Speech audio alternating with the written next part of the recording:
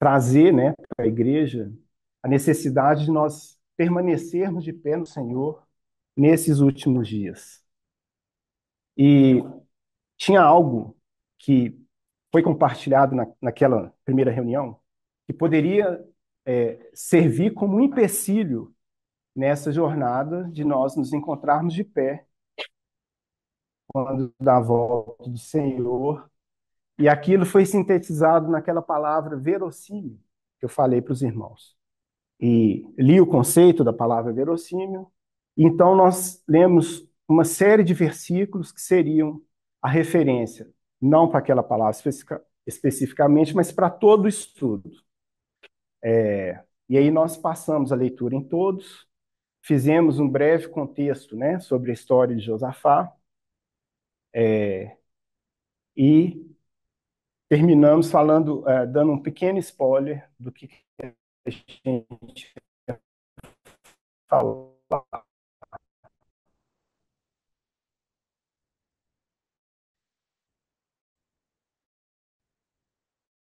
assim, até porque, não que os irmãos não saibam, mas só para refrescar a nossa memória. Parece verdadeiro, verossímil,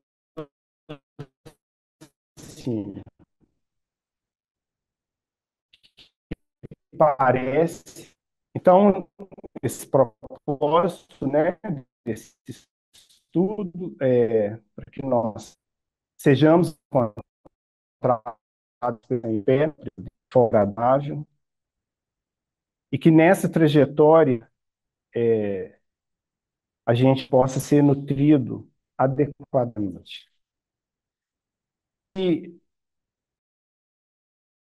pela idolatria, o Senhor então divide o reino de Israel. E quando o Senhor divide, isso é feito já no reinado do filho de Salomão, Roboão. Roboão, ele persistiu no caminho da idolatria. O filho dele, Abias, que reinou no lugar dele, também seguiu os mesmos passos dele, seguindo a idolatria. O filho de Abias, que reinou no lugar dele, o rei Asa, ele interrompeu com esse ciclo, né? A Bíblia diz que Asa teve o coração perfeito para o Senhor todos os dias. E ele, enquanto rei, ele empreendeu uma luta sistematizada contra a idolatria. Ele determinou ao povo que seguisse a Deus. E aqui a gente chama um parênteses, que não adianta a força da lei, se não for o desejo individual de cada um de perseguir o Senhor, de seguir o Senhor. Mas mesmo assim, Asa, um coração temente ao Senhor, ele determina que o povo segue ao Senhor, determina que seja tirado os altos e todos os postes ídolos, ele destitui a rainha mãe e, enfim, ele, ele deixa muito claro que ele detesta a idolatria. E o filho dele, então, quando assume o reinado, a gente vê o coração de Josafá bastante parecido com o pai dele com relação à questão da idolatria. Mas antes de entrar em Josafá, que é o foco, né, inicialmente do nosso estudo, tem alguns aspectos que a gente precisa ressaltar. Eu enumerei em 6 aspectos, e aí a gente vai passar por eles, fazendo algumas interrupções para ler alguns trechos de referência. Então, lá em Samuel, primeiro aspecto, né? Lá em Samuel, o povo rejeitou o governo de Deus, pediu o governo de homens. No que eu tenho entendido, irmãos, aquela circunstância, ela definiu todo o governo debaixo do céu, com as seguintes características: um governo do homem, pelo homem e para o homem. Porque ali ficou claro que o homem não queria o governo de Deus. Um segundo aspecto, lá em Salomão, enquanto rei, ele edifica, já na velhice, altares para outros deuses. Aquele que construiu o templo do qual Davi tanto ansiou fazer para o Senhor. Ele fez esse templo, o Senhor foi com ele, mas já na velhice, ele levanta altares para outros deuses. E aí eu acho que aqui vale a pena a gente fazer a nossa primeira leitura, então, lá em 1 Reis 6, de 11 a 13.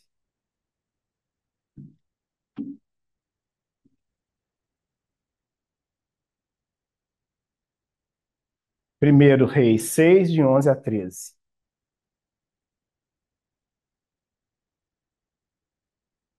Então veio a palavra do Senhor a Salomão, dizendo: Quanto a esta casa que tu edificas, se andares nos meus estatutos e executares os meus juízos, e guardares todos os meus mandamentos, andando neles, cumprirei para contigo a minha palavra, a qual falei a Davi, teu pai.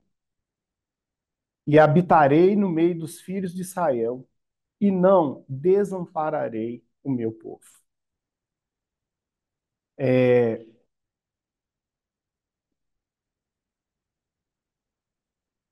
eu anotei que essa palavra, ela, ela serve para nós como lembrança, e uma lembrança para que a gente fique atento que a nossa jornada ela não está completa, que até o fim a gente precisa permanecer de pé, porque depois do falar do Senhor tão claro, e depois de toda a vida de Salomão, a gente perceber que lá no final ele se inclina para outros deuses, isso é para falar para nós hoje, irmãos, que a nossa jornada ela só termina quando o Senhor nos chamar e que a gente deve concluir a nossa carreira de pé, que é a forma que o Senhor quer nos encontrar. E Roboão, enquanto rei, o terceiro aspecto, então, só antes de entrar no terceiro, vão lá em 1 Pedro 5:8. 1 Pedro 5:8.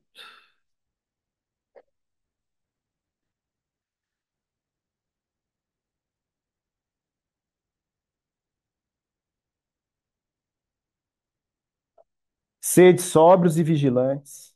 O diabo, vosso adversário, anda em derredor como leão, que ruge, procurando alguém para devorar.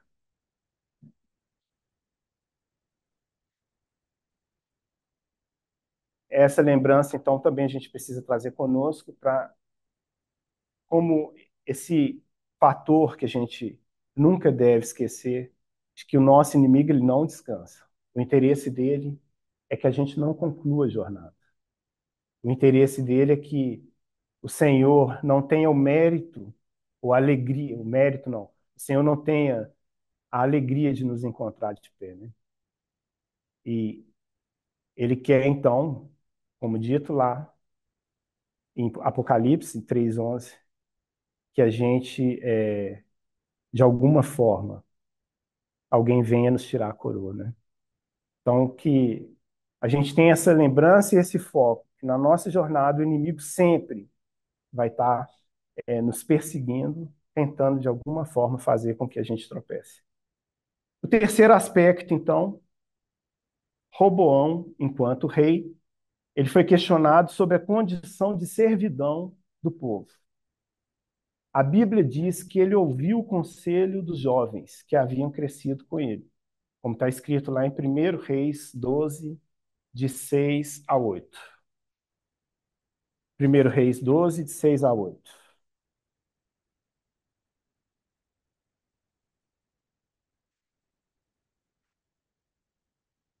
Tomou o rei Roboão conselho com os homens idosos que estiveram na presença de Salomão, seu pai, quando este ainda vivia, dizendo: Como aconselhais que responda este povo? Eles lhe disseram: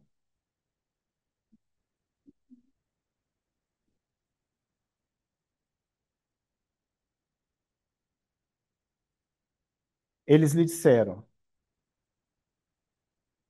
1 Reis 12, 6 a 8.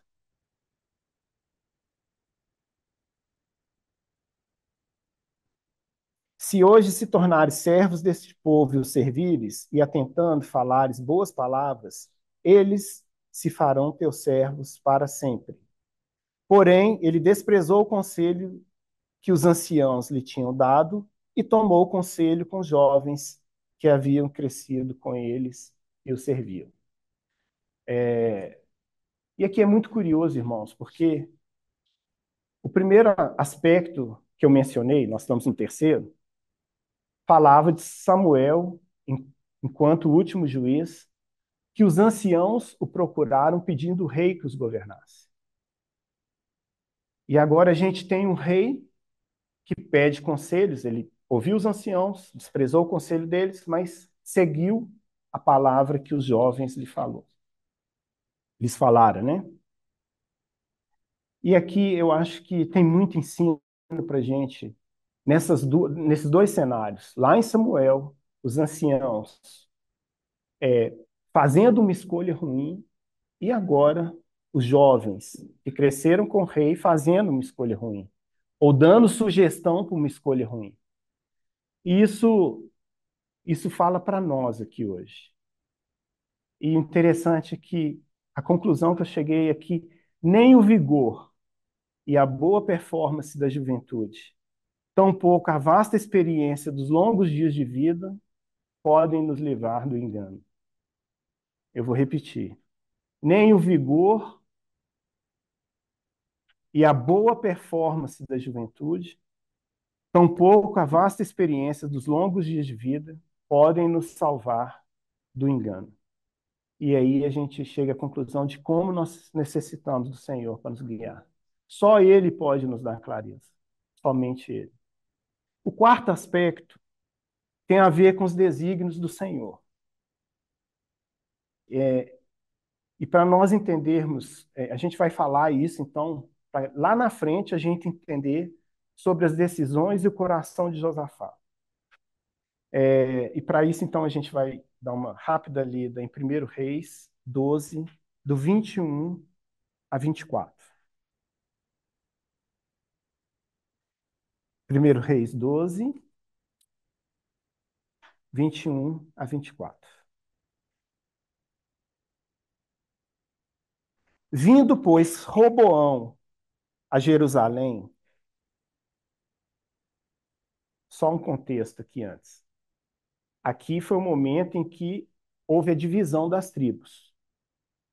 E aí, a separação em 10 e 2 tribos de Israel. Então, logo após isso, Roboão, enquanto rei, ele quis retomar o poder, né? A centralidade com todas as tribos. Então, esse é o contexto. Vamos lá. Vindo, pois, Roboão a Jerusalém, reuniu toda a casa de Judá e a tribo de Benjamim, 180 mil escolhidos, destros, para a guerra, para pelejar contra a casa de Israel, a fim de restituir o reino a Roboão, filho de Salomão. Porém veio a palavra de Deus a Semaías, homem de Deus, dizendo: Fala, Roboão, filho do rei Salomão, filho de Salomão, rei de Judá, e a toda a casa de Judá e a Benjamim e ao resto do povo, dizendo: Assim diz o Senhor: Não subireis, nem pelejareis contra os vossos irmãos, os filhos de Israel. Cada um volte para sua casa, porque eu é que fiz isto. Guardem essa última frase, porque eu é que fiz isso. O Senhor que fez. Ele tinha o total controle da situação.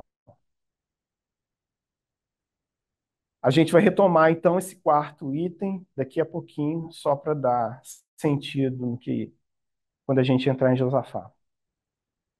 O quinto aspecto é para nós entendermos a pessoa de Jeroboão. Ele era um efraimita, da região então de Efraim. Salomão definiu como valente e capaz, moço laborioso. Por essas razões que Salomão encontrou em Jeroboão, Salomão colocou numa posição bastante estratégica. no governo dele, Salomão. A Bíblia diz que ele levantou a mão contra o rei. Jeroboão levantou a mão contra o rei. E aqui, irmãos, fica uma exortação para nós, né? Para nós que temos vivido nesses dias de tanta preeminência de discursos, né? Para a gente ter cuidado para não levantar a mão contra o rei. Para a gente ter cuidado para não levantar a mão contra o rei, mesmo quando a gente não gosta desse rei. Para a gente não ser seduzido para intentar contra os poderes instituídos. Para a gente não servir ao inimigo com, distribuindo mentiras com forma de verdade. Lembrando que lá atrás foi pedido um governo de homens, e um governo de homens é um governo do homem, pelo homem e para o homem. Esse homem ele pode até tentar se maquiar com vestes de santidade e de justiça, mas ele é um homem. E isso não muda a natureza dele. Lembrando que quando Moisés inquiriu Arão, como nós lemos na outra reunião, que foi que fizeste, né? Arão, quando fez, cunhou aquele bezerro de ouro. E Moisés, então, indignado, pergunta para ele: quem foi que fizeste? A resposta de Arão foi: tu sabes que todo o povo é propenso para o mal. Então, Jeroboão, símbolo de iniquidade, antes dele se tornar esse símbolo, ele recebeu do profeta Aías a profecia de que ele reinaria sobre Israel. Só que ele recebeu uma profecia que falava que isso ia acontecer, mas havia uma condicionante. Se tinha uma condicionante, a gente vai ler a condicionante. Está lá em 1 Reis 11, 37 e 38. Deixa aberto no livro de Reis, que tem muito. Reis 11, 37 e 38. Aí vem a profecia de Aías. Tomar-te-ei e reinarás sobre tudo que desejar a tua alma, e serás rei sobre Israel. Se ouvires tudo que eu te ordenar, e andares nos meus caminhos, e fizeres o que é reto perante mim, guardando os meus estatutos e os meus mandamentos, como fez Davi, meu servo, eu serei contigo e te edificarei uma casa estável, como edifiquei a Davi, e te darei Israel. O que é interessante a gente perceber aqui? E eu acho que vocês perceberam, ele só pegou a primeira parte dessa profecia. Ele só contentou. E aqui a gente precisa contextualizar Jeroboão. Jeroboão era servo de Salomão. Ele não tinha linhagem real. Ele nunca sentaria no trono. Pela idolatria de Salomão, o Senhor falou para ele que tiraria o reino e daria a um servo dele. Salomão procura matar Jeroboão, ele vai e se exila no Egito e ele fica lá espreitando. Ele creu tanto na promessa, na profecia, desculpa. Ele creu tanto na profecia que ele ficou todo o tempo verificando enquanto Salomão vivia. Quando ele morreu, ele voltou e juntamente com aquela gama de pessoas, né, de má ou de mau intento no coração, foram questionar Roboão sobre a servidão. E ali ele fala: não temos herança com o filho de Jessé. Vamos seguir. Cada um volte para sua casa. Ele então rompe, né? E ali aconteceu aquilo que nós lemos, que o Senhor fala para Roboão, por meio do profeta, para Roboão não guerrear, porque foi ele quem tinha feito. Ok. Aqui então nós temos Jeroboão, que pegou a primeira parte dessa profecia, crendo que ele seria o rei, mas ele simplesmente desprezou a segunda parte, que era a condicionante: se ouvires. Irmãos, essa palavra me assustou, na verdade, porque ao desprezar A segunda parte, o que que Jeroboão fez com isso? Quando ele despreza a segunda parte, ele fala que as estratégias dele são suficientes para que ele reine, para que ele permaneça no poder. O Senhor falou que ele teria uma casa estável, inclusive prometeu uma herança similar à de Davi para ele. Ele trocou tudo isso, porque ele entendeu que a engenharia dele de poder era suficiente. Que ele entendeu que o que ele poderia fazer era mais eficaz do que a promessa. Ele preferiu amar mais a posição que ele foi colocado, ele saindo da condição de servo para rei, ele preferiu amar essa posição do que crer na promessa de que se ele ouvisse e governasse segundo Davi, o Senhor daria uma casa estável para ele.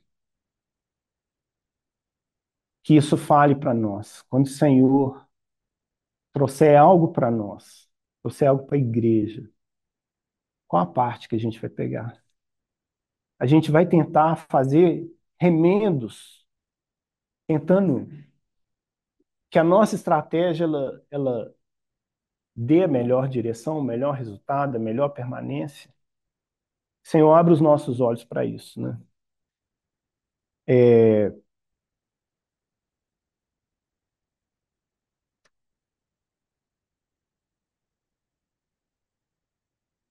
e aí, então, a gente podia rapidamente ler lá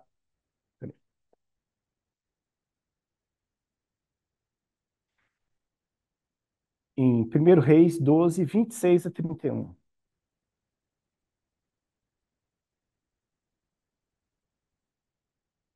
1 Reis 12, 26 a 31.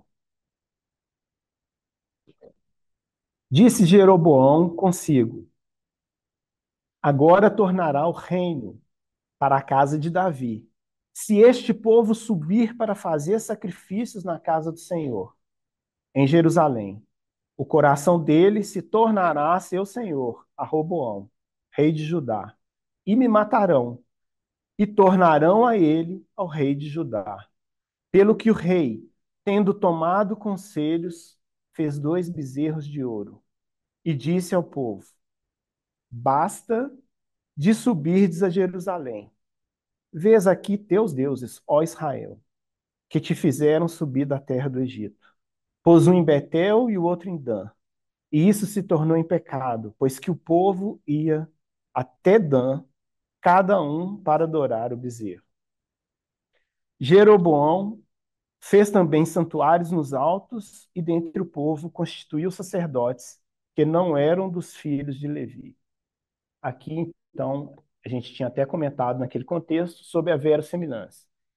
Ele fala: Israel tem Deus, nós temos Deus, Judá tem profeta, nós temos profetas aqui, vocês não precisam ir lá. Nós temos tudo aqui. É,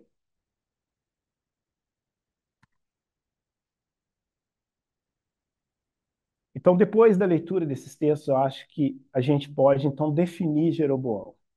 E aqui sim, a iniquidade que se assentou sobre ele, e ele ainda permanece incansável na prática da idolatria. Não precisa nem ler, eu leio para os irmãos, que está em 1 Reis 13, 33 a 34. Depois dessas coisas, Jeroboão ainda não deixou o seu mau caminho. Antes de entre o povo, tornou a constituir sacerdotes para lugares altos, a quem queria, consagrava para sacerdote dos lugares altos. Isso se tornou em pecado a casa de Jeroboão, para destruí-la e extingui-la da terra. Eu recomendo aos irmãos, depois, se tiverem tempo, para ler a sequência, que é a partir do 14, então, 1 Reis 14, do 1 ao 18. É muito interessante para os irmãos terem a dimensão total disso e do que o Senhor fez.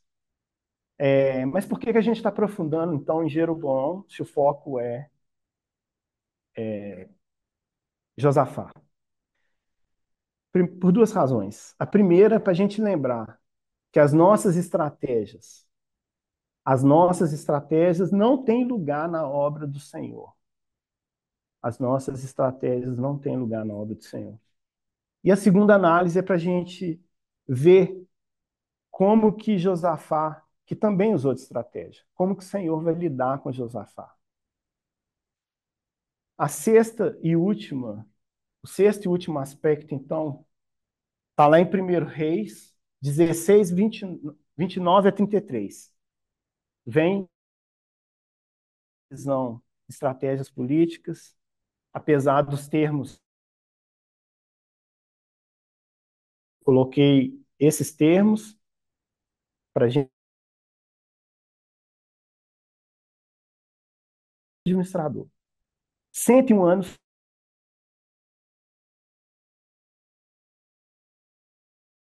a história de Josafá e Davi. É lógico, a gente, quando vê a história de Josafá, a gente percebe que ele mirou nesses dois modelos de reino. Em Davi, ele busca a, trazer o povo, né, ao altar do Senhor. E em Salomão, ele busca essa glória do reino. E uma nação gloriosa, né? E o termo nação entre aspas, claro. E o que parece nessa busca, assim, muito embora não está dito no texto, mas a impressão que fica claro é que o desejo de Josafá era restaurar o reino de Israel. Então, toda a busca dele vai nessa direção de restaurar o reino.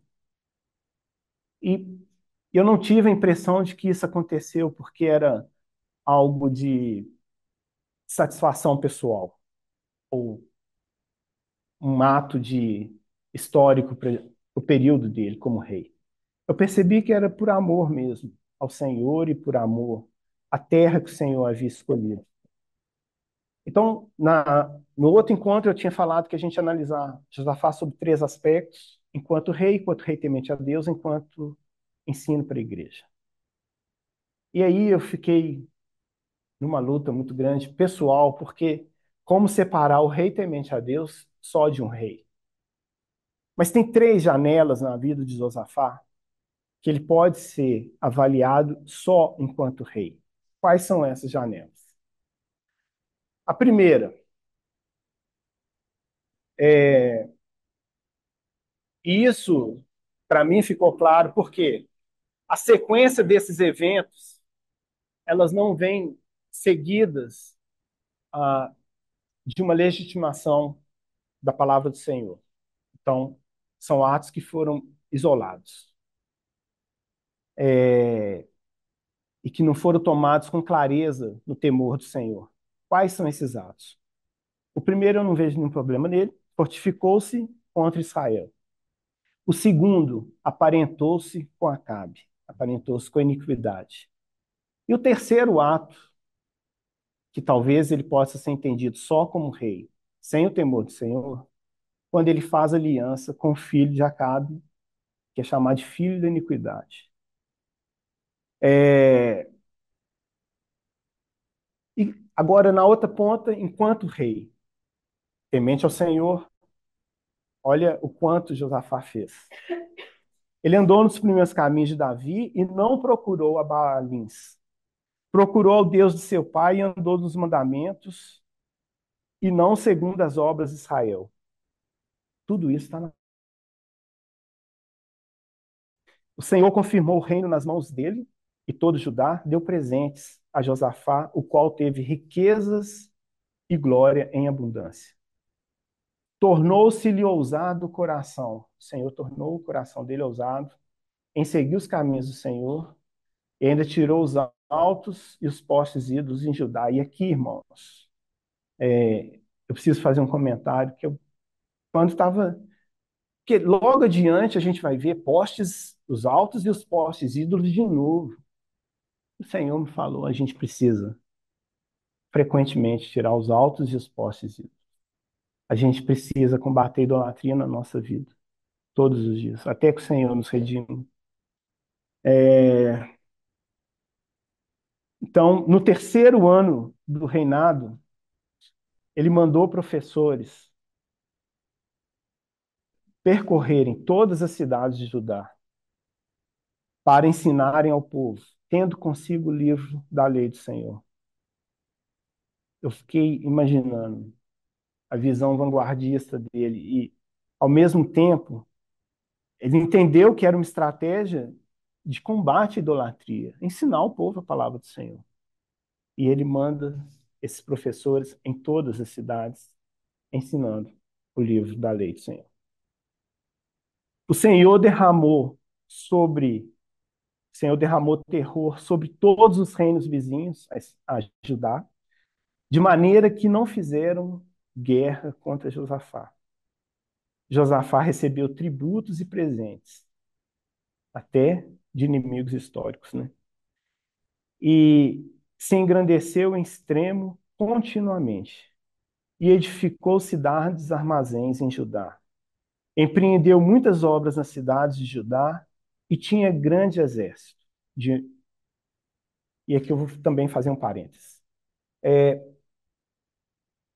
Por que então falei que ele era intelectual, conhecia a história, enfim, um grande administrador? É porque está distribuído nessas características que a Bíblia traz. Quando ele faz isso, ele retoma o que José fez lá no Egito, né, com as cidades armazéns.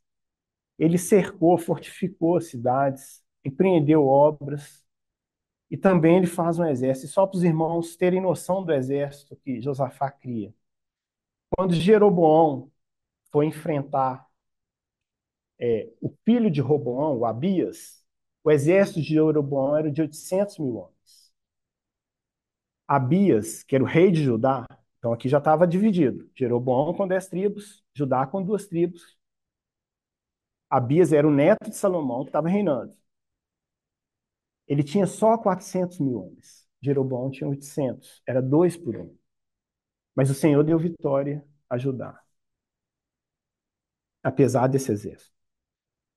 Quando Asa também foi para uma batalha, Asa é o pai de Josafá.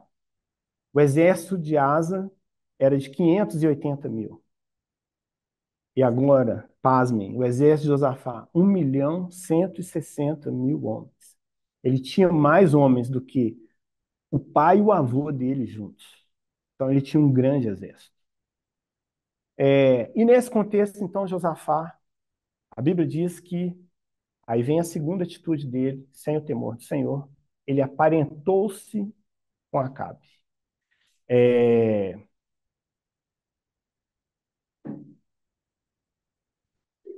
vamos lá em 2 Crônicas 18, 6 e 7, por favor. 2 Crônicas.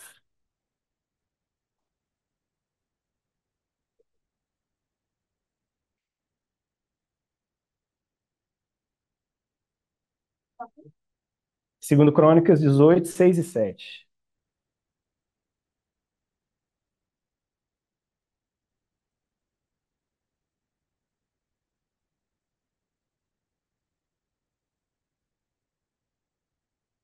Peraí, desculpa, irmãos. A gente vai ler esse.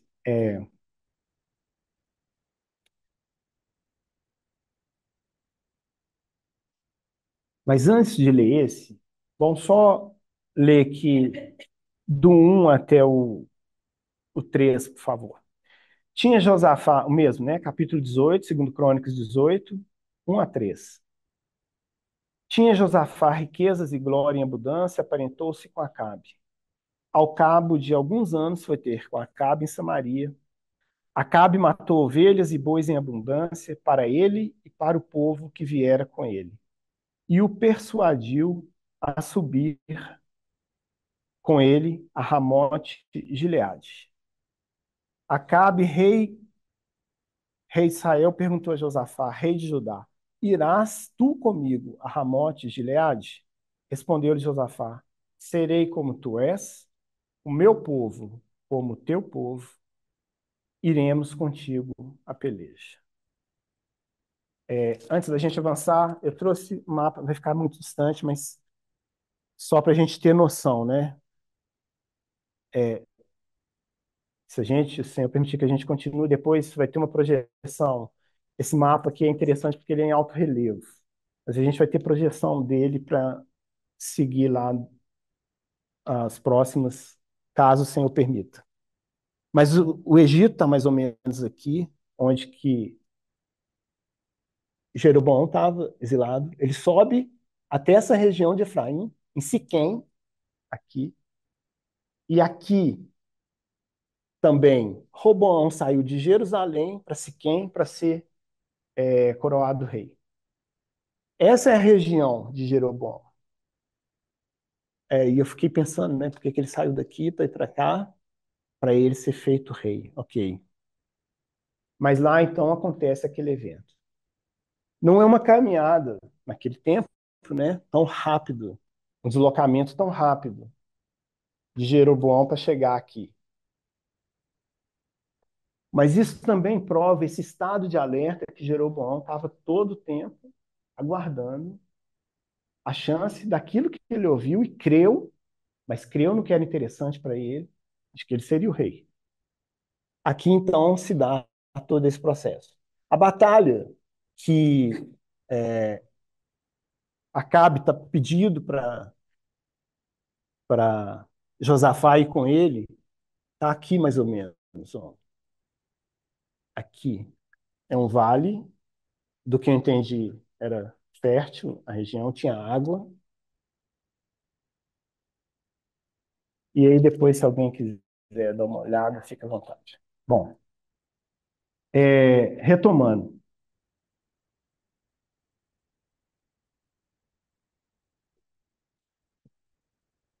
Os irmãos viram que Josafá comete o equívoco de falar que ele seria como Acabe, o povo dele, como o povo de Israel, e que ele iria para a peleja. E aqui eu entendi, eu fiquei. E eu entendi que essa era uma palavra de um rei que tem interesse em políticas internacionais. Em política, interesse, ele tinha um interesse quando ele respondeu isso. Mas a gente percebe que o coração dele tem o temor do Senhor, com o que ele fala a seguir. É, Disse mais Josafá ao rei, o versículo 4. Consulta primeiro a palavra do Senhor. Então, vamos ler tudo até. Eu ia falar para a gente ler só o 6 e 7, vamos ler do 4 até o 7, por favor. Disse mais Josafá ao rei de Israel: Consulta primeiro a palavra do Senhor. Então o rei de Israel ajuntou os profetas, 400 homens, e lhes disse: Iremos a peleja contra Ramote de Gileade ou deixarei de ir? Irmãos, mais uma vez, não esqueçam o conceito de verossímil. Parece verdade. Parece verdade. Imagina o espectador vendo essa cena. Josafá propõe que consulte o Senhor. Ele, ok, consulta o Senhor. Traz 400 profetas. Profetas? Profetas em Judá. Profetas em Israel.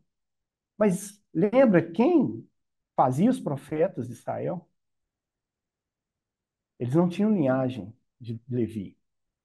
Eram profetas feitos segundo a carne, totalmente no interesse e nos desígnios da carne. E aqui, essa verossimilhança parecia. Então imagina o espectador, vê a palavra do Senhor. Senhor, Deus, ok. Há um Deus, então, em Israel. Mas que Deus? Há profetas em Israel. Que profeta? Mas Josafá, como esse homem, com esse coração temente ao Senhor, ele percebeu que ali não tinha nada do Senhor. E ele faz a pergunta, então. Bom, antes disso, os profetas então responderam: Sobe, porque Deus a entregará nas mãos do rei. Disse, porém, Josafá: Não há aqui ainda algum profeta do Senhor para o consultarmos? Esse coração de Josafá é um coração temente ao Senhor. E que também não caiu nas armadilhas de Acabe. Então, muito embora ele tenha falado aquela palavra de aproximar tanto o povo quanto ele com a figura da iniquidade, a gente pode então pensar que foi uma fala de um estrategista, um rei estrategista. Mas um rei temente ao Senhor, ele rapidamente falou. Ele identificou que aqueles profetas não eram do Senhor e pede, então, por um remanescente. E aqui a figura do remanescente. E como é importante o remanescente. É, e aí, para concluir, então, a resposta de Acabe, né? Respondeu o rei de Israel a Josafá: há um ainda, por quem podemos consultar o Senhor. Porém, eu o aborreço, porque nunca profetiza de mim o que é bom, mas somente o que é mal. É, o desenrolar dessa situação é que chega o profeta Micaías e então o rei Acabe ele manda buscar Micaías na prisão e durante o trajeto vamos chamar de guarda, né? A pessoa que foi buscar Micaías, ele foi falando, olha, todos os profetas a uma só voz profetizam o que é bom a favor do rei. Seja a sua palavra igual a deles. Essa é a síntese. Então ele vai fazendo, vai brifando durante o caminho até o rei, né? Com Micaías. Irmão, está confuso? Não. Tá dando. Tá. Ok. Então, nessa trajetória entre a prisão e a chegada até Acabe, esse que foi escoltando Micaías vai brifando o que ele deveria falar. E agora vão ouvir o que Micaías responde para ele. Que tem que ser aquilo que o Senhor encontre nas nossas bocas. Essa palavra de Micaías tem que ser a palavra que o Senhor encontre nos nossos lábios. Lá no versículo Josaf, 2 Crônicas 18, 12 e 13. 12. O mensageiro que fora chamar Micaías falou-lhe dizendo: eis que as palavras dos profetas a uma voz predizem coisas boas para o rei. Seja, pois, a tua palavra como a palavra de um deles, e fala o que é bom. E a resposta: respondeu Micaías: tão certo como vive o Senhor, o que meu Deus disser, isso falarei. Tão certo como vive o Senhor, o que meu Deus disser, isso falarei.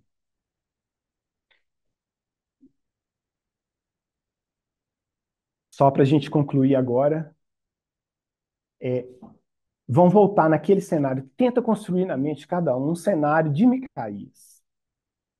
Micaías estava preso, ele saiu e ele ficou diante de dois reis. Eu nunca estive diante de um rei.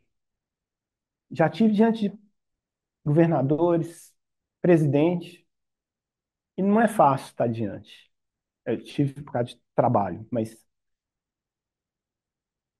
eu imagino diante de um rei. Ele estava diante de dois reis, diante de dois grandes exércitos. E naquela reunião desses dois reis com aqueles dois grandes exércitos, tinha formado ali um conselho de guerra. Eles estavam deliberando se iam ou não para a guerra. Olha o contexto, irmãos. Além disso, tinham 400 falsos profetas contra Micaías. E mais o povo que estava ali. Se alguém conseguiu desenhar o cenário, volta ou acelera adiante quando Pedro nega o Senhor. É, nem sei se eu posso, mas eu vou tentar fazer uma comparação de cenários assim. Pedro não tinha, quando ele nega o Senhor, essa grande multidão. Mas Micaías estava diante de dois grandes reis, 400 falsos profetas, dois grandes exércitos e um conselho de guerra. E ele fala essa frase: tão certo como vive o Senhor, que meu Deus disser, isso falarei. E, e o que acaba, então, né, Então, mesmo diante daquilo tudo, e mesmo diante da ameaça, nós somos lembrados sobre a ameaça no partir do pão aqui hoje. Mesmo diante da ameaça do que Acabe determinou que fizesse com Micaías, e só para a gente vai concluir agora, lá no versículo 25 desse mesmo capítulo, no 18, diz assim: já transcorrido a situação, Acabe, então, depois de ouvir o que Micaías tinha para falar, ele fala o seguinte: Então disse o rei de Israel: Tomai a Micaías e devolvei-o a Amon, governador da cidade, e a Joás, filho do rei. E direis: Assim diz o Senhor, assim diz o rei: Metei-o este homem na cadeia do cárcere e angustiai-o com escassez de pão e de água, até que eu volte em paz. Micaías, né, como ele já havia profetizado antes, repete. Disse Micaías: Se voltares em paz, não falou o Senhor, na verdade, por mim. Disse mais: Ouvi isto, vós todos os povos. Então, irmãos, concluindo, desse cenário, Micaías, ele não moveu o pé, nem a convicção, nem a certeza, nem a fala do que o Senhor colocou no coração dele. Ele não flexionou a verdade. Ele não trocou a verdade pelo que era verossímil, pela pressão do momento, pela pressão das circunstâncias. Que essa seja a nossa jornada com o Senhor. Se o Senhor permitir, a gente vai continuar avançando no estudo. Não significa que é o próximo semana, mas enfim, é um estudo muito rico que tem muito a falar para nós enquanto igreja, que tem muito para nos exortar nessa caminhada. E lembrando que o objetivo é estudar o caminho para chegar no objetivo de como ficar de pé. Esse é o objetivo. Então, que o Senhor nos ajude, nos dê compreensão do que Ele quer falar conosco e seja conosco. Senhor, nós te agradecemos por esse tempo que o Senhor nos deu, bendizemos teu nome, Pai. Entregamos a palavra nas tuas mãos e pedimos para que o Senhor trabalhe os nossos corações, em nossa mente, Senhor. O Senhor nos faça como Micaías, Senhor. Nos faça fortes, sim, Pai, com intrepidez, Senhor. E que seja aquilo que o Senhor quer falar que saia da nossa boca, Pai. Nos ajude nesse tempo tão difícil, Senhor. É o nosso pedido ao Senhor, no nome de Jesus. Amém.